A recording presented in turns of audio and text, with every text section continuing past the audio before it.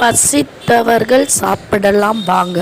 நாகம்மா ஆத்மா அருள்வாக்கு சித்தர் பீடம் சார்பாக நம் நாகம்மா தாயார் அவர்கள் பொதுநலத்திற்காக சொந்த வாழ்க்கையை தியாகம் செய்த அன்னை, மக்கள் சேவைக்காகவே பிறப்பெடுத்தவர். மக்களுக்கு சுவையான அறுசுவையான அன்னதானமும் சுத்தரிக்கப்பட்ட தண்ணீரை கொடுத்து அவர்களிடம் முகத்தில் தெரியும் சந்தோஷத்தை கண்டு மனமகிழ்பவர். இவர் தெய்வத்தின் மறு அவதாரம், காளியின் மறு அவதாரம்.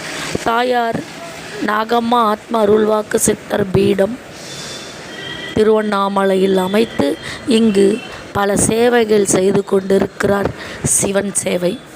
இவர்கள் யாருடைய உதவியும் இன்றி சேவைகள் மட்டும் செய்து கொண்டிருக்கிறார் தாயார். இவர்கள் கோடியில மில்லியனில் ஒருவராக திகழ்பவர். இவர்கள் தன்னை எளிமையாக காட்டிக்கொண்டு தன் உள்ளத்தை உயர்வாக மக்களின் சேவையாக காட்டுபவர்.